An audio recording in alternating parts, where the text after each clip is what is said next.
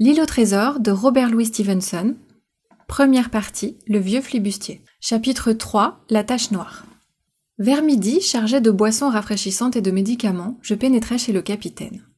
Il se trouvait à peu près dans le même état, quoique un peu ranimé, et il me parut à la fois faible et agité. « Jim, me dit-il, tu es le seul ici qui vaille quelque chose. Tu le sais, j'ai toujours été bon pour toi. Pas un mois ne s'est passé où tu n'aies reçu tes 10 sous. Et maintenant, camarade, tu vois comme je suis aplati et abandonné de tous. Dis, Jim, tu vas m'apporter un petit verre de rhum tout de suite, n'est-ce pas, camarade ? Le docteur, commençai-je. Mais il éclata en malédiction contre le docteur, d'une voix lasse, quoique passionnée. Les docteurs sont tous des sagouins, fit-il. Et celui-là, hein, qu'est-ce qu'il y connaît aux gens de mer ? J'ai été dans des endroits chauds comme braise, où les copains tombaient l'un après l'autre de la fièvre jaune, où les sacrés tremblements de terre faisaient onduler le sol comme une mer. Qu'est-ce qu'il y connaît, ton docteur, à des pays comme ça ? Et je ne vivais que de rhum, je te dis. C'était ma boisson et ma nourriture. Nous étions comme mari et femme. Si je n'ai pas tout de suite mon rhum, je ne suis plus qu'une pauvre vieille carcasse échouée. Et mon sang retombera sur toi, Jim, et sur ce sagouin de docteur. Il se mit à sacrer. Vois, Jim, comme mes doigts s'agitent, continua-t-il d'un ton plaintif. Je ne peux pas les arrêter, je t'assure. Je n'ai pas bu une goutte de toute cette maudite journée. Ce docteur est un idiot, je te dis. Si je ne bois pas un coup de rhum, Jim, je vais avoir des visions. J'en ai déjà. Je vois le vieux Flint dans ce coin-là derrière toi. Je le vois aussi net qu'en peinture. Et si j'attrape des visions, comme ma vie a été orageuse, ce sera épouvantable. Ton docteur lui-même a dit qu'un verre ne me ferait pas de mal. Jim, je te paierai une guinée d'or pour une topette. Son agitation croissait toujours, et cela m'inquiétait pour mon père qui, étant au plus bas ce jour-là, avait besoin de repos. D'ailleurs, si la tentative de corruption m'offensait un peu, j'étais rassurée par les paroles du docteur qui me rappelaient le capitaine. « Je ne veux pas de votre argent, lui dis-je, sauf celui que vous devez à mon père. Vous aurez un verre, pas plus. » Quand je le lui apportai, il le saisit avidement et l'absorba d'un trait. « Ah oui, fit-il, ça va un peu mieux, pour sûr. Et maintenant, camarade, ce docteur a-t-il dit combien de temps je resterai cloué ici, sur cette vieille paillasse ? Au moins une huitaine. » « Tonnerre, une huitaine, ce n'est pas possible. D'ici là, ils m'auront flanqué la tache noire. En ce moment même, ces ganaches sont en train de prendre le vent sur moi, des feignants incapables de conserver ce qu'ils ont reçu, et qui veulent flibuster la part d'autrui. Est-ce là une conduite digne d'un marin, je te le demande ? Mais je suis économe dans l'âme, moi. Jamais je n'ai gaspillé ni perdu mon bon argent, et je leur ferai encore la nique. Je n'ai pas peur d'eux, je vais larguer un riz, camarade, et les distancer à nouveau. » Tout en parlant ainsi, il s'était levé de sa couche, à grand-peine, en se tenant à mon épaule, qu'il serrait quasi à me faire crier, et mouvant ses jambes comme des masses inertes. La véhémence de ses paroles, quant à leur signification, contrastait amèrement avec la faiblesse de la voix qui les proférait. Une fois assis au bord du lit, il s'immobilisa. « Ce docteur m'a tué, balbutia-t-il. Mes oreilles teintes, recouche-moi. » Je n'eus pas le temps de l'assister, il retomba dans sa position première, et resta silencieux 1 minute. « Jim, dit-il enfin, tu as vu ce marin de tantôt ? Chien noir ? » ?»« Oui, chien noir. C'en est un mauvais, mais ceux qui l'ont envoyé sont pires. Voilà. Si je ne parviens pas à m'en aller, et qu'ils me flanquent la tache noire, rappelle-toi qu'ils en veulent à mon vieux coffre de mer. Tu montes à cheval, tu sais monter, hein ? Donc tu montes à cheval, et tu vas chez... Eh bien oui, tant pis pour eux. Chez ce sempiternel sagouin de docteur, leur dire de rassembler tout son monde. Magistrat et le reste. Et il leur mettra le grappin dessus à l'amiral Benbow. Tout l'équipage du vieux Flint, petits et grands, tout ce qu'il en reste. J'étais premier officier, moi, premier officier du vieux Flint. Et je suis le seul qui connaisse l'endroit. Il m'a livré le secret à Savannah, sur son lit de mort, à peu près comme je pourrais faire à présent, vois-tu. Mais il ne te faut les livrer que s'il me flanque la tache noire, ou si tu vois encore ce chien noir, ou bien un homme de mer à une jambe, Jim, celui-là surtout. Mais qu'est-ce que c'est que cette tache noire, capitaine ? C'est un avertissement, camarade, je t'expliquerai s'ils en viennent là. Mais continue à ouvrir l'œil, Jim, et je partagerai avec toi à égalité, parole d'honneur. Il divagua encore un peu d'une voix qui s'affaiblissait, mais je lui donnai sa potion. Il la prit, docile comme un enfant, et fit la remarque que, si jamais un marin avait eu besoin de drogue, c'était bien lui. Après quoi il tomba dans un sommeil profond comme une syncope, où je le laissai. Qu'aurais-je fait si tout s'était normalement passé ? Je l'ignore. Il est probable que j'aurais tout raconté au docteur, car je craignais terriblement que le capitaine se repentît de ses aveux et se débarrassât de moi. Mais il advint que mon pauvre père mourut cette nuit-là, fort à l'improviste, ce qui me fit négliger tout autre souci.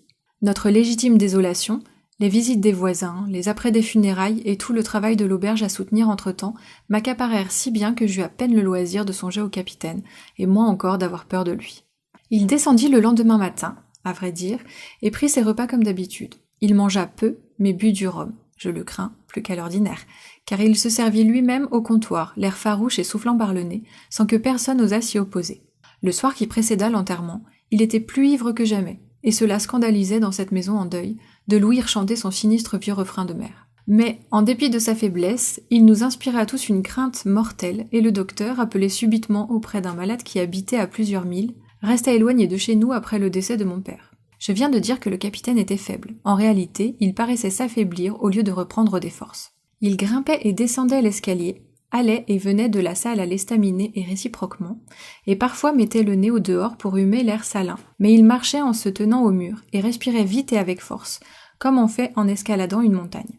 Pas une fois il ne parla en particulier, et je suis persuadée qu'il avait quasi oublié ses confidences. Mais son humeur était plus instable, et en dépit de sa faiblesse corporelle, plus agressif que jamais. Lorsqu'il avait bu, il prenait la manie inquiétante de tirer son coutelas et de garder la lame à sa portée sur la table. Mais tout compte fait, il se souciait moins des gens et avait l'air plongé dans ses pensées et à demi absent. Une fois, par exemple, à notre grande surprise, il entonna un air nouveau, une sorte de rustique chanson d'amour qu'il avait dû connaître tout jeune avant de naviguer. Ainsi allèrent les choses jusqu'au lendemain de l'enterrement. Vers les 3 heures, par un après-midi âpre de brume glacée, je m'étais mis sur le seuil une minute, songeant tristement à mon père, lorsque je vis sur la route un individu qui s'approchait avec lenteur. Il était à coup sûr aveugle, car il tapotait devant lui avec son bâton, et portait sur les yeux et le nez une grande visière verte. Il était courbé par les ans ou par la fatigue, et son vaste caban de marin, tout loqueteux, le faisait paraître vraiment difforme. De ma vie, je n'ai vu plus sinistre personnage. Un peu avant l'auberge, il fit halte, et, élevant la voix sur un ton de mélopée bizarre, interpella le vide devant lui.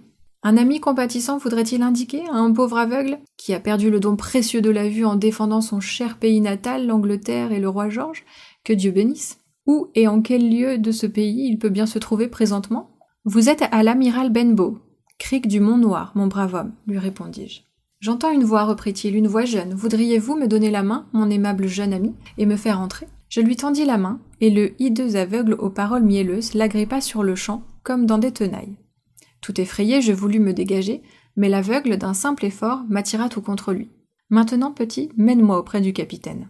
Monsieur, répliquai-je, sur ma parole, je vous jure que je n'ose pas. Ah, ricana-t-il, c'est comme ça. Mène-moi tout de suite à l'intérieur, ou sinon je te casse le bras. Tout en lui parlant, il me le tordit, si fort que je poussai un cri. Monsieur, repris-je, c'est pour vous ce que j'en dis. Le capitaine n'est pas comme d'habitude, il a toujours le coutelas tiré. Un autre monsieur, allons, voyons, marche. Jamais je n'ouïs voix plus froidement cruelle et odieuse que celle de cet aveugle. Elle m'intimida plus que la douleur, et je me mis aussitôt en devoir de lui obéir. Je franchis le seuil et me dirigeai droit vers la salle où se tenait, abruti de Rome, notre vieux forban malade. L'aveugle, me serrant dans sa poigne de fer, m'attachait à lui et s'appuyait sur moi presque à me faire succomber. Mène-moi directement à lui, et dès que je serai en sa présence, crie « Bill, voici un ami pour vous. Si tu ne fais pas ça, moi, je te ferai ceci. » Et il m'infligea une saccade dont je pensais m'évanouir. Dans cette alternative, mon absolue terreur du mendiant aveugle me fit oublier ma peur du capitaine. J'ouvris la porte de la salle et criai d'une voix tremblante la phrase qui m'était dictée. Le pauvre capitaine leva les yeux. En un clin d'œil, son ivresse disparut, et il resta béant, dégrisé. Son visage exprimait, plus que l'effroi, un horrible dégoût. Il alla pour se lever, mais je crois qu'il n'en aurait plus eu la force. « Non, Bill, dit le mendiant, reste assis là. Je n'y vois point, mais j'entends remuer un doigt.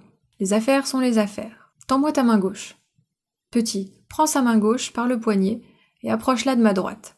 Nous lui obéîmes tous deux exactement, et je le vis faire passer quelque chose du creux de la main qui tenait son bâton, entre les doigts du capitaine qui se refermèrent dessus instantanément. « Voilà qui est fait, dit l'aveugle. » À ces mots, il me lâcha soudain et, avec une dextérité et une prestesse incroyables, il décarpit de la salle et gagna la route. Figé sur place, j'entendis décroître au loin le tapotement de son bâton.